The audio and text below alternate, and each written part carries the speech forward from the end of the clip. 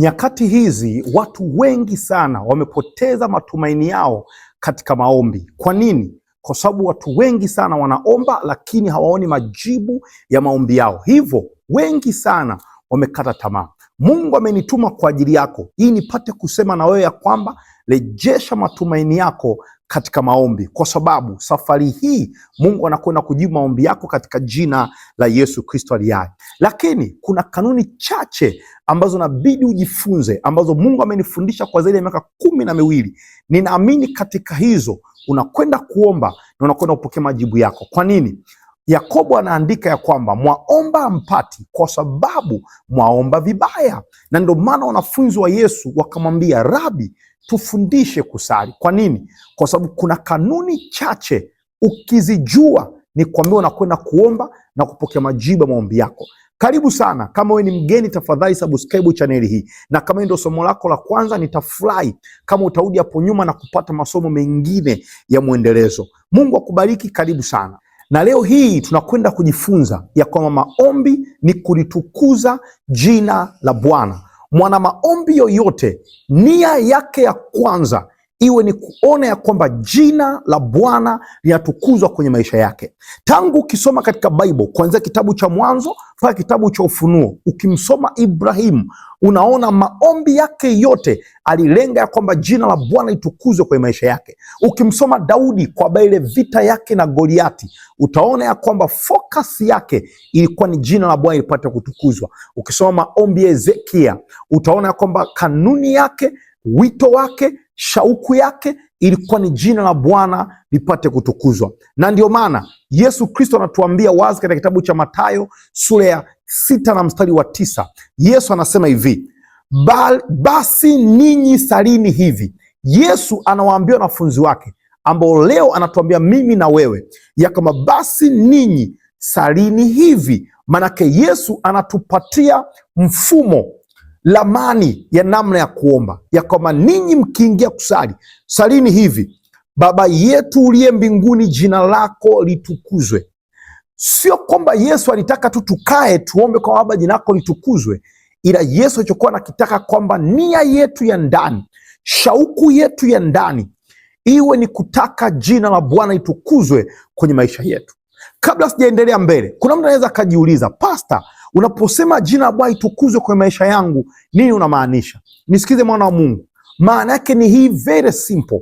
Chochote kile ambacho kwenye maisha yako hakitukuzi jina la Bwana, hiko ndio lengo lako la maombi. Tamani ya kwamba kiondolewe kwa jina la Yesu, na chochote kile ambacho kinalipa jina la Bwana utukufu ndicho ambacho kikae kwenye maisha yako. Kwa hiyo unapoenda kwenye maombi, tamani chochote kile kwenye ukoo wako ambacho akilipi jina la Bwana utukufu, tamani kiondoke kwa jina la Yesu.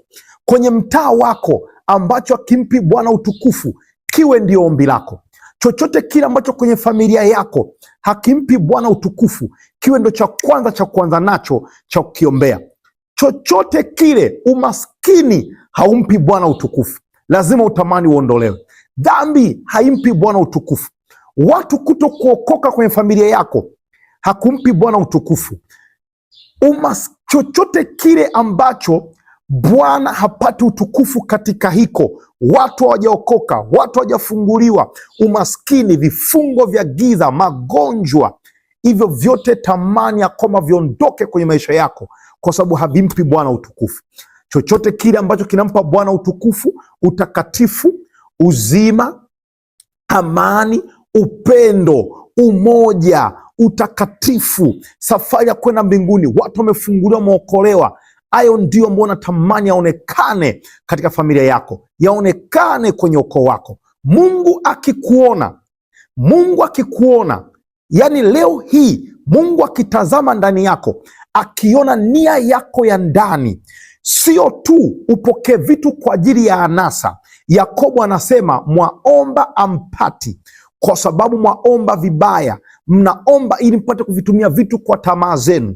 Nini maana yake? Mungu akiona ndani mwako ya kwamba nia yako ya kwanza kabla ya mambo yako, nia yako ya kwanza ni kuona ya kwamba vitu ambavyo havimpi Mungu utukufu kwenye maisha yako, kwenye familia yako, vinaondoka. ukatamani ya kwamba uzima uingie nyumbani mwako, wokovu uingie nyumbani mwako, utakatifu uingie kwenye maisha yako, ukatamani umoja, upendo uingie nyumbani mwako, uingie kwenye familia yako, kwenye ukoo wako, nikwambie, ukitamani yale ambayo Bwana yanampa utukufu, hata ukiomba hayo mengine utayapata kwa jina la Yesu.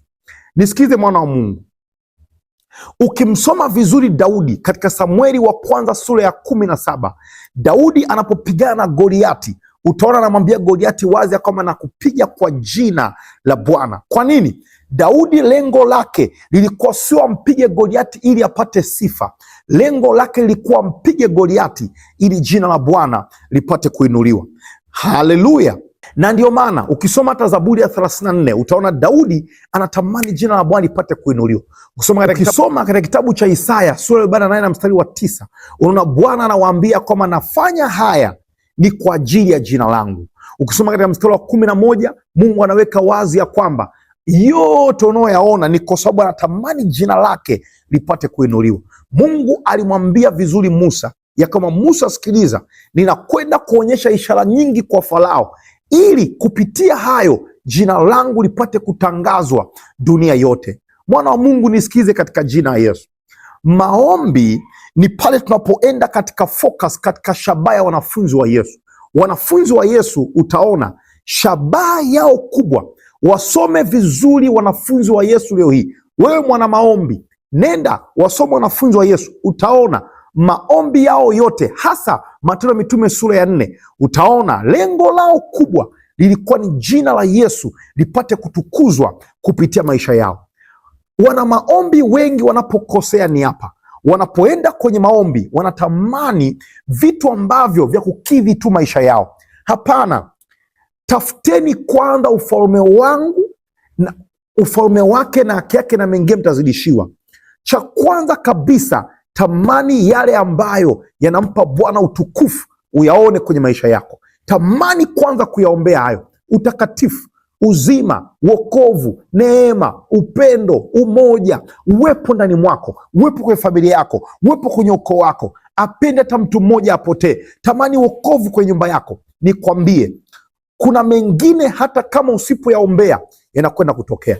Lakini sio tu hivyo, unapoenda kuomba, kwa sababu shabaha yako inakuwa ni kutamani jina la Bwana lipate kutukuzwa kwenye maisha yako. Hutamani kuona maisha yako yakitukanisha jina la Bwana hata sehemu moja, na unapoiona sehemu yote ile inaitukanisha jina la Bwana, unaikemea na kuiombea. Nikwambie, utaenda kuomba na maombi yako utaona kipokelewa kwa jina la Yesu. Nini maana yangu katika jina la Yesu? Nimalize kwa kukwambia kitu kimoja katika jina la Yesu. Chochote kile ambacho watu wakikiona kwenye maisha yako hawamtamki Mungu vizuri. Umaskini sio mapenzi ya Mungu. Magonjwa hayampi Mungu utukufu. Hivyo unapoenda kwenye maombi, dili nayo perpendicular, shughulika nayo kinyume. Nikwambie leo hii, baada ya ujumbe huu, ukiweka nia ndani mwako ya kama chochote ambacho hakimpi Bwana utukufu nitakiombea mpaka kiachie maisha yangu, kuna mengine hautoyaombea na utapata majibu kwa jina la Yesu. Mungu akubariki sana. Kama we ni mgeni, nazidi kukusi subscribe channel hii, kwa sababu masomo mengine yanafuata. Acha nikakuombea. Baba, katika jina la Yesu, namwombea mtoto wako ambaye amesikiza ujumbe huu na mimi kuanzia mwanzo mpaka mwisho. Kupitia ujumbe huu Bwana kainuliwe. Kupitia ujumbe huu Bwana kakuone wewe. Katika jina Yesu naomba leo hii, chochote ambacho hakikupi utukufu katika maisha yake akaone kimeondoka in the name of Jesus. Ninakuombea chochote ambacho umemwamini Mungu, iwe umaskini, iwe magonjwa, iwe matengano, iwe kwenye ndoa yako, iwe kwenye familia yako, iwe kwa mtoto wako, akimpi Bwana utukufu, natamka kwa jina Yesu, adui akakuachilia in the name of Jesus. Pokea uponyaji wa ugonjwa wote unaoumwa sasa. Pokea uzima, ndoa yako ikaponywe, mwili wako ukaponywe. Pokea uzima na kuombea katika jina Yesu. Ninakuombea chochote kile ambacho nakiombea, roho ya kucheleweshwa ikuachie katika jina Yesu. Chochote ambacho adui amekizuia, saa hii ukakipokea in the name of Jesus. Ninakuombea unapoenda kuomba, ukapokea majibu ya maombi yako katika jina Yesu. Mungu akubariki. Nitafurahi nikikuona kwenye somo lijalo. Mungu akubariki sana. Mimi ni Pastor Ulenje. Kumbuka, rejesha matumaini yako katika maombi, kwa sababu safari hii Mungu anakwenda kujibu maombi yako kwa jina la Yesu. Amen.